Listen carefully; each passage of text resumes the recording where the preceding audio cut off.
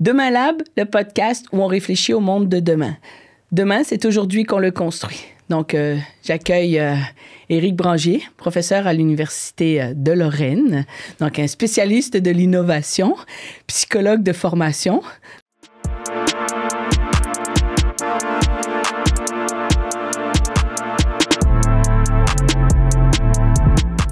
Donc, bienvenue, Éric. Bonjour Stéphanie. Est-ce que j'ai été bien présentée? Oui. Oui? Super. Alors, aujourd'hui, on va réfléchir au monde de demain. Effectivement, puis on a beaucoup échangé sur la vision du futur. Puis moi, je voulais que tu nous expliques dans un premier temps pourquoi c'est intéressant d'avoir cette vision du futur, selon toi. Avoir une vision du futur, c'est ce qui permet d'organiser l'innovation. C'est-à-dire qu'il n'y a pas d'innovation sans qu'à un moment donné, un récit sur ce que va être le futur. Donc, si on veut innover, inventer des produits, avoir des nouveaux usages, développer de nouvelles choses, systèmes, etc., forcément, c'est à un moment donné penser ce que va être demain. Et penser ce que va être demain, ça dépend en grande partie de notre capacité à le faire. Donc, il faut élaborer des récits du futur. Au début d'une innovation, il y a toujours un récit du futur. Il y a toujours une histoire du futur. Et c'est quoi que tu parles comme... Peux-tu nous donner, c'est le récit du futur, ça serait quoi comme exemple? Un récit du futur, ça peut être tout simplement un directeur d'entreprise qui va se dire, moi j'ai l'idée d'un produit, par exemple, j'imagine que les salariés, ils appuient sur un bouton, il va se passer ça, et puis ensuite la machine, elle va s'enclencher, et puis ça va rentrer dans mon système de comptabilité, et puis etc., etc. Donc au début, il y a chaque fois un récit. Et c'est le récit qui est fictif, qui est imaginé, qui ensuite va être opérationnalisé dans des systèmes, il va être spécifié, il y aura un cahier des charges, etc., etc. Donc l'innovation, c'est quand même le processus où on part d'une idée, et au moment donné, cette idée va rencontrer son marché. Et toute la transformation de l'idée en son marché, c'est ça l'innovation. Au départ, il y a une invention du futur. Voilà. Et est-ce que tout le monde peut penser le futur? Alors, est-ce que tout le monde peut penser le futur? Tu m'as dit oui. Oui, mais sous certaines conditions. C'est-à-dire que tout le monde n'est pas équipé de la même manière pour penser le futur. Je vais peut-être commencer par un petit exemple un petit peu anecdotique. C'est le fait que l'armée, en l'occurrence l'armée française, mais les armées américaines ont fait pareil depuis bien longtemps, mais l'armée française, depuis 5 ans, commande maintenant un petit travail à des auteurs de science-fiction ou à des auteurs de bandes dessinées pour critiquer les scénarios que les militaires font. Donc ils racontent des histoires sur des guerres, des combats, des avancées, des armes spécifiques, et en fait on va solliciter cette fois des auteurs de science-fiction ou bien des auteurs de bandes dessinées, il y en a des connus parmi ceux-là, pour rédiger des histoires qui iront plus loin que les histoires des militaires. C'est-à-dire qu'ici, on est dans un objectif de d'abord penser ce que pourrait être demain, mais ensuite, c'est même plus le demain, c'est le surlendemain. C'est-à-dire qu'est-ce qu'on pourrait faire encore plus loin. Voilà. Alors, puis pourquoi ils font appel à des ça répond partiellement à ta question. C'est qu'effectivement, est-ce que tout le monde est loti de la même manière pour répondre à des scénarios comme cela? La réponse, c'est non. C'est effectivement, il y a des individus qui ont une meilleure propension à se projeter dans le futur. Il y a des individus qui ont une meilleure capacité à voir ce que pourrait être demain, ou à raconter des histoires. Alors, tout ce processus-là, c'est ce que scientifiquement on appelle la cognition orientée futur. C'est-à-dire qu'il y a finalement une partie de notre appareil psychique qui nous permet d'imaginer le futur. Si demain, je te dis, tiens, décris-moi une histoire où tu serais sur la Lune en train de faire du camping, si tu fermes un peu les yeux, tu vas dire, oui, je pourrais faire ci, ça, comme ça, etc., etc. C'est-à-dire que tu as une certaine capacité à t'imaginer dans une situation qui n'existe pas, mais que tu pourrais imaginer, que tu pourrais visualiser, que tu pourrais penser, et peut-être que tu vas imaginer la toile de tente qui permet de résister à moins 180 degrés de température, etc., etc., etc., je ne sais pas. Ouais. Voilà. Ça, c'est vraiment cette capacité à penser le futur. Alors, la cognition orientée le futur, c'est finalement quelque chose de relativement nouveau dans les sciences et en particulier en psychologie. Pourquoi? Parce que la psychologie s'est surtout intéressée, je crois me souvenir que tu étais une de mes très bonnes étudiantes, la psychologie s'est surtout intéressée à la manière dont le passé influence notre présent. Oui. C'est-à-dire que notre histoire familiale, notre histoire éducative, notre histoire scolaire, le sport, tout ce qu'on a fait, etc., finalement, a conditionné ce qu'on fait aujourd'hui, puis ce qu'on fera peut-être demain. Donc on s'est surtout intéressé à cette liaison entre les apprentissages antérieurs et notre comportement actuel. On s'est rarement intéressé à la manière dont on se projette dans le futur. Comme quoi, le futur c'est pas quelque chose qui n'était pas intéressant, mais c'est quelque chose sur lequel on n'avait pas de focus. Et on n'avait pas de focus, sans doute, pour plusieurs raisons qui sont assez objectives. La première raison, c'est que on n'avait pas encore les travaux sur les malades type Alzheimer, les démences type Alzheimer. Parce que là, on sait très bien que des mémoires particulières fonctionnent pas bien, comme la mémoire prospective. La mémoire prospective, sur le plan un petit peu neuro, un peu clinique, c'est la mémoire du futur. C'est-à-dire que quand on dit demain je serai à tel endroit, c'est que j'inscris aujourd'hui dans ma mémoire un événement pour pouvoir le réaliser demain. Ça, c'est une capacité de la mémoire prospective. Alors, les travaux sur les personnes âgées qui présentent des troubles importants ont mis en avant cette dimension-là, qu'on n'avait pas véritablement étudiée avant. La deuxième chose, c'est les avancées de l'IRM et des neurosciences. Les neurosciences ont vraiment fait avancer la visualisation des activités cérébrales, et on s'est rendu compte de choses qui sont assez similaires lorsqu'un individu pense au passé et pense au futur. Et là, on s'est dit, mais il y a quelque chose d'intéressant à creuser. La troisième chose, elle vient cette fois sans doute plus de l'ergonomie, c'est de dire, mais finalement, quand on pense le futur, on arrive assez bien à penser des usages qui vont être efficaces, qui vont bien marcher, qui vont fonctionner, quoi. D'où l'intérêt pour les entreprises d'aller voir s'il y a des besoins qu'on peut combler. Exactement. C'est l'objectif. C'est-à-dire qu'effectivement, si on arrive à comprendre et à anticiper le futur, donc à comprendre ce que les gens vont faire, comment ils pourraient le faire, et pas seulement à décrire des systèmes actuels, mais décrire des systèmes que les humains pourraient utiliser demain. C'est ce qu'on a développé avec un collègue qui s'appelle Jean-Marc Robert et qui s'appelle l'ergonomie prospective. C'est comment on peut prospecter sur des futurs possibles, comment on peut anticiper des usages, comment on peut essayer d'étudier des besoins qui ne sont pas encore satisfaits et qui sont peut-être parfois pas encore clairement identifiés. Et bien, si on arrive à définir tout ça, on peut penser des produits, des services, des systèmes, etc., qui seront innovants. Donc, ça peut être autant les entreprises que même nos gouvernements, ou même dès qu'on est en changement ou autre, d'imaginer le futur comme ça. Est-ce que ça pourrait être ça aussi? Ah oui. Oui. Oui. C'est-à-dire que on peut bien évidemment imaginer des produits. Ça répond assez bien à la question des entreprises ou des services, hein, sachant qu'aujourd'hui, il y a plus de... Quand on dit un produit innovant, c'est souvent un service parce qu'avec les applications, notamment sur le web, etc., c'est plus large que le simple produit. Mais effectivement, on peut aussi imaginer des solutions en termes administratifs ou en termes de procédures, ou en termes de process, ou en termes sémantiques qui seront plus innovantes. Voilà. Okay. Donc là, on a vu qu'effectivement, tout le monde ne peut pas être orienté futur. Mais là, est-ce qu'il y a des obstacles? Alors, sur la cognition orientée future, quand on commence à avoir à peu près 20-25 ans de recul sur cette notion-là, il y a pas mal de chercheurs qui ont essayé de bien cerner, de bien comprendre la manière dont elle fonctionne. Alors, il y a plusieurs choses qu'on peut identifier. La première chose, c'est la temporalité. C'est-à-dire, si je te demande d'évoquer ce que tu vas faire ce soir, tu vas me dire, bah oui, je sais le faire, j'ai aucun problème, je vais te dire que je vais aller chercher mes enfants, que je vais faire ceci, que je vais aller cela, que je vais faire la soupe, que je vais... Voilà. Où est l'innovation? Ben, pas vraiment. Si je te dis, qu'est-ce que tu vas faire dans 3 siècles? Tu vas me dire, oula, attends, c'est quoi ton affaire, là? C'est pas moi, ça sert à rien du tout. Je serais même pas là, ça n'a pas de sens. Donc, la fenêtre dans laquelle on active la cognition est déjà extrêmement importante. Penser trop tôt, ça sert à rien. Pourquoi? Parce qu'on a une prévisibilité qui est tellement forte qu'on sait ce qui va arriver. Penser à très long terme, ça sert à rien, parce que rien n'est pertinent. Donc, il faut avoir ici une pensée qui va avoir une fenêtre de focalisation qui est pertinente pour l'innovation. C'est-à-dire, si je demande à quelqu'un de penser le futur de son service ou de son unité de travail, etc., je ne lui demande pas pour la semaine prochaine. Je lui demande dans 6 mois, 1 an, 2 ans, 3 ans. Comment ça va évoluer? Qu'est-ce qui va se passer? Comment ça va changer? Donc la capacité, là, elle sera bonne. Si je lui demande c'est dans 20 ans, il va me dire... Même dans 20 ans, c'est trop tard? C'est trop tard. On a une capacité on peut toujours spéculer, mais en tous les cas, la pertinence de ce qui va sortir est faible. Voilà. C'est faible. Donc ça, c'est un premier point, c'est la question de la temporalité. Un deuxième point qui est extrêmement important, c'est la question des capacités cognitives qui sont mobilisées. Par exemple, ici, les individus qui ont une capacité d'auto-amélioration et les individus qui ont une capacité d'auto-transcendance ont une meilleure capacité à se projeter dans le futur. Alors, qu'est-ce que c'est ces deux trucs-là ? Ouais, c'est ça. Qu'est-ce que c'est ça, d'abord ? Alors, l'auto-amélioration, c'est tout simplement la volonté de s'améliorer soi-même.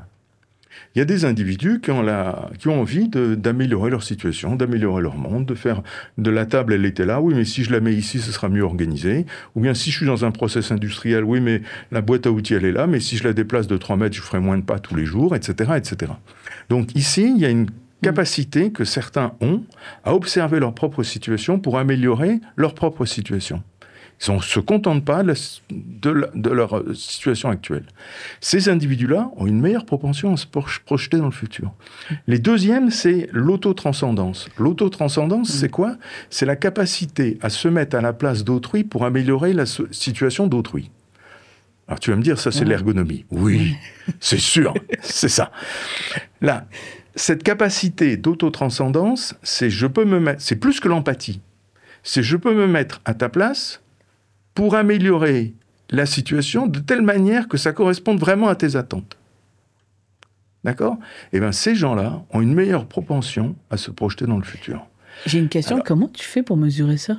Mais les chercheurs ont inventé des tests, des questionnaires, etc. etc. Ouais. Il y a toute une bibliographie là-dessus. OK, wow. Okay. D'ailleurs, parmi la bibliographie, il y a des publications qu'on a faites, nous. D'accord, donc on ira voir les articles dans le laboratoire. Parfait. Il y a d'autres choses qui interviennent, c'est la capacité narrative. Je vais prendre l'exemple que je t'ai mis tout à l'heure. Si je te mets sur la Lune en train de dire tiens, je vais aller faire du camping sur la Lune pour que tu inventes des produits lunaires. Tu as visualisé les choses. Oui ? Ouais. Est-ce que tu as vu les choses ? Ouais. Est-ce que tu t'es dit je vois finalement, dans mon cerveau, je fabrique des images, ou au contraire, c'était un texte procédural qui est apparu. Ah non, moi, c'est des images. C'est des images. Ouais. Ce qu'on sait, c'est que les gens qui ont une meilleure propension à visualiser les choses ont aussi une meilleure propension à se projeter dans le futur. Plutôt que ceux qui ont le narratif. Oui. Ah ouais, OK. Non, textuel. Qui est textuel, OK. Par contre, le visuel, ça ne t'empêche pas d'être narratif. D'accord. Tu peux raconter des histoires de ce que tu vois. Et ça, c'est un autre point. C'est on a découvert que les gens qui ont cette capacité narrative de façon importante, et du coup, c'est très important de former les enfants, de raconter les histoires à des enfants, de leur lire une histoire le soir, etc., pour qu'ils aient cette imagination qui phosphore, qui se développe. Et bien, cette capacité narrative a des effets extrêmement importants sur l'imagination future, sur la cognition orientée future. Il y a, voilà un peu ce qu'on sait. Bon, il y a d'autres choses qu'on sait, mais qui sont relativement classiques, qui reviennent déjà. Bon, par exemple, si je dis qu'un individu dépressif, il n'a pas de capacité à se projeter dans le futur, c'est évident, tout le monde s'en doute, on le sait déjà, c'est précisément pour lui, il n'y a pas de futur. On ne va pas les éviter. Voilà. Et la pensée divergente, mais Guilford l'avait déjà montré, les gens qui ont une pensée un peu divergente, pas normatifs, qui pensent autrement que les autres, ont effectivement souvent une pensée qui va un peu plus loin, qui est plus créative. Et puis, ce qu'on sait aussi, c'est que le fait de se projeter dans le futur implique souvent un optimisme irréaliste. Pourquoi ? C'est les utopistes ou non à ce point-là ? Non, c'est quand on active cette cognition-là. Okay. Quand on demande aux gens de se projeter dans le futur, quand on les invite, alors il y a des entretiens, il y a des techniques pour tout ça, et ben généralement les gens racontent des récits qui sont positifs, qui sont optimistes. Le futur, c'est toujours mieux qu'aujourd'hui. Voilà. Alors ça a un biais important. Pourquoi ? Ça a des incidences assez importantes. Pourquoi ? Parce que les gens vont effectivement se raconter plutôt des histoires qui sont bonnes, mais ça ne veut pas dire que pour autant le produit sera bon. Donc il y a une deuxième étape à avoir, qui est quand on a identifié les produits, quand on a identifié des scénarios, il faut les critiquer. Parce qu'il y a un biais d'optimisme dès le départ. Mais tu as parlé d'optimisme irréaliste. Irréaliste, oui. Donc ça veut dire qu'il y a quelque chose qui pourrait... Je vais prendre un exemple que j'ai déjà pris par ailleurs. C'est une fois j'étais dans une entreprise où on travaillait sur la mobilité avec des ingénieurs et il y a on dit quelles sont les mobilités du futur. Et il y en a un qui dit c'est simple, c'est la téléportation. Bah oui, histoire finie, terminée, on n'a plus rien à raconter. On rentre à la maison parce qu'il n'y a pas mieux. Ouais. OK ? C'est vrai. Mais c'est vrai, sauf que ça n'existe pas. Juste dans les films.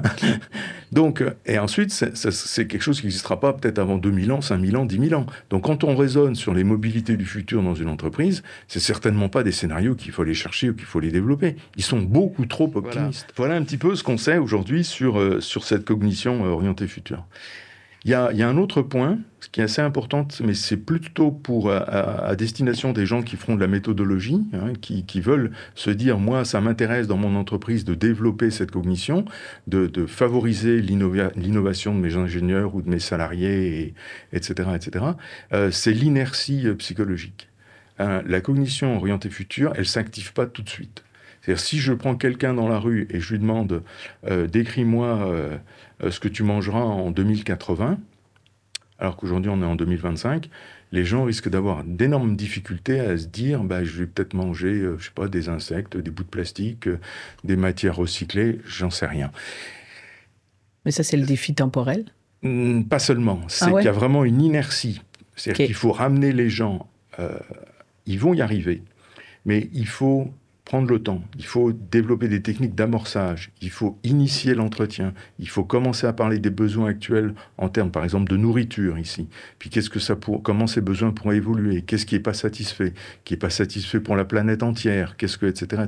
Et là, les gens vont commencer à activer des réseaux où ils vont aller explorer des choses qu'ils n'auraient jamais explorées auparavant.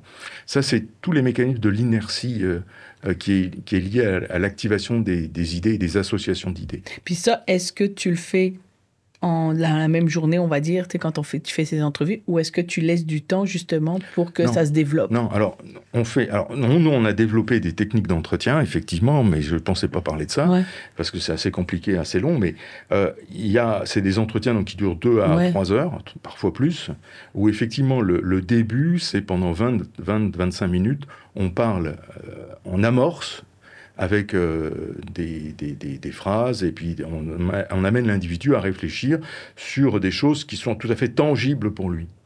Voilà au début. Puis ensuite, on va rentrer dans des actions qui sont un peu plus phosphorescentes, où il y a plus de choses à aller explorer, et puis on va aller explorer à peu près systématiquement qu'est-ce que ça a amené, comment il le vit aujourd'hui, comment il pourrait le vivre autrement, qu'est-ce qui changerait, qu'est-ce que ça pourrait être dans le futur, comment il changerait, etc., etc.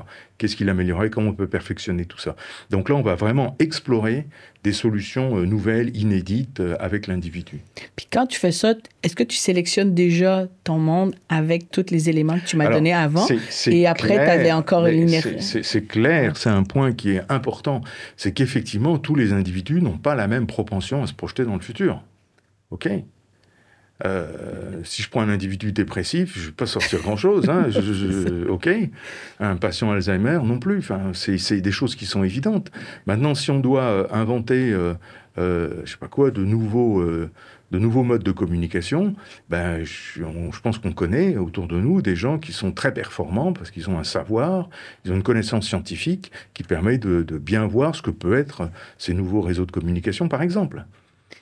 Voilà. Puis est-ce que, tu me parlais de l'armée, est-ce que les scénaristes, ceux qui font des BD, ceux qui font de la science-fiction ont toutes ces catégories-là et ces critères-là?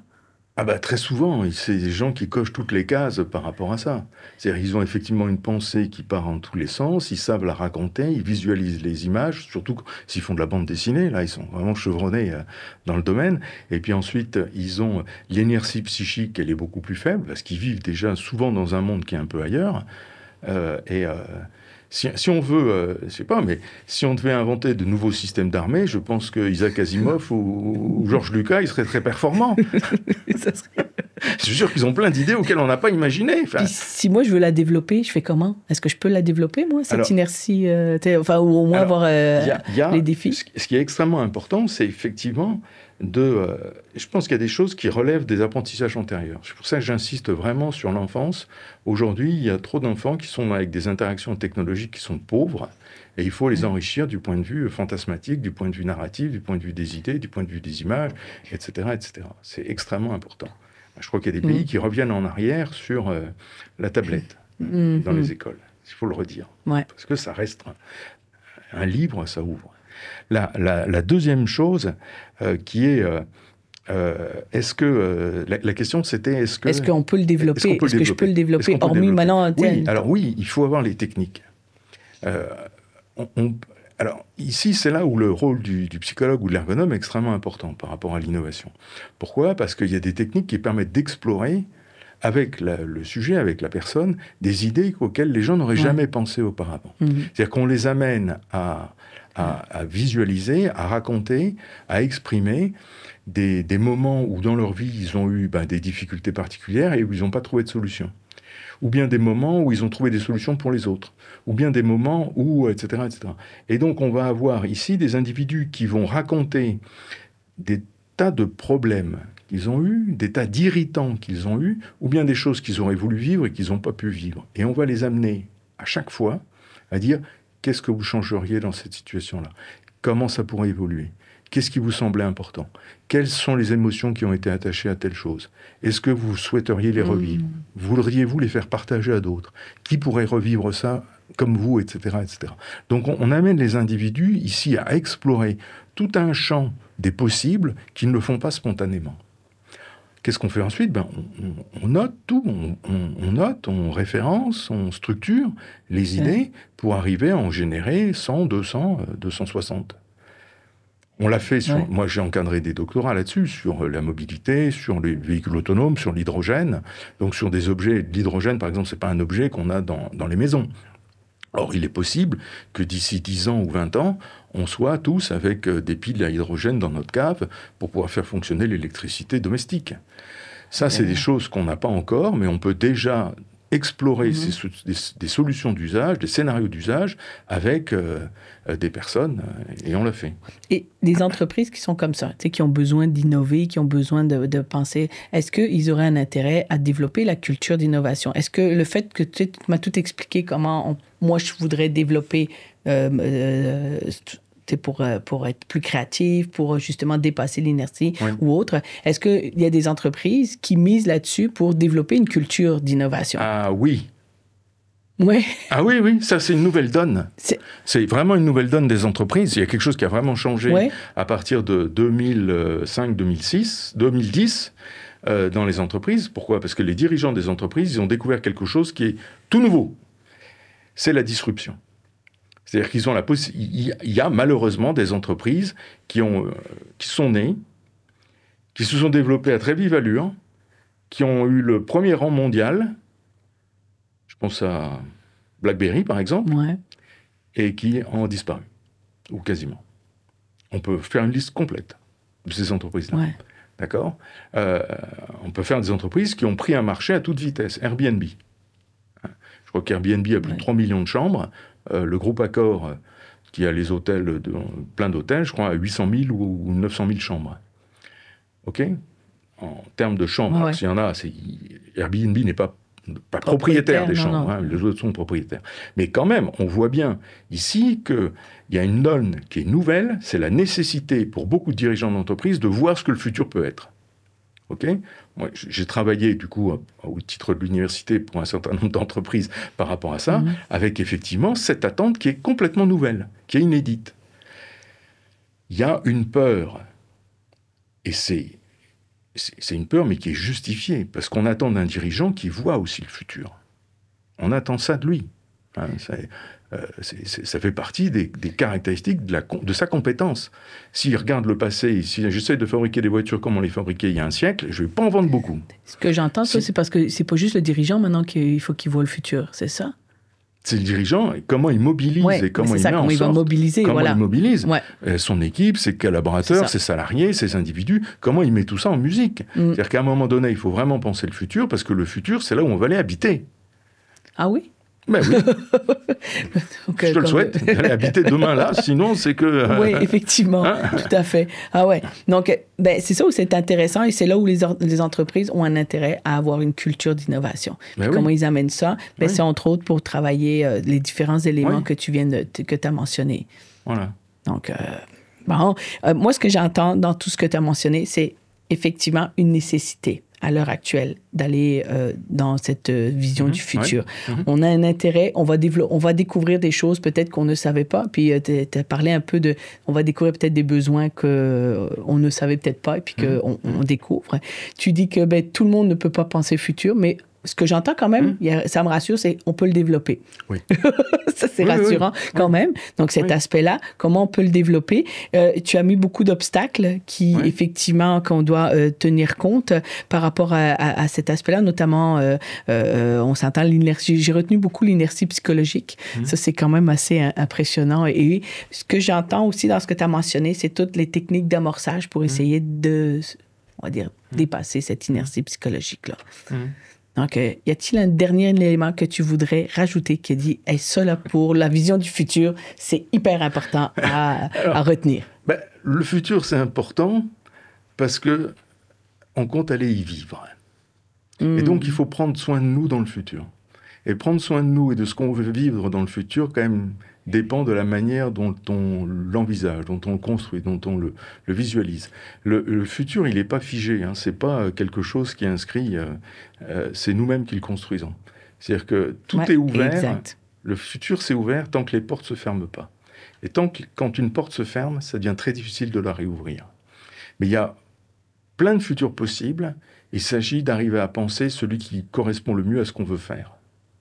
Par contre, c'est maintenant, c'est là où c'est maintenant que ça joue, puis c'est maintenant qu'on prend le temps pour les changer.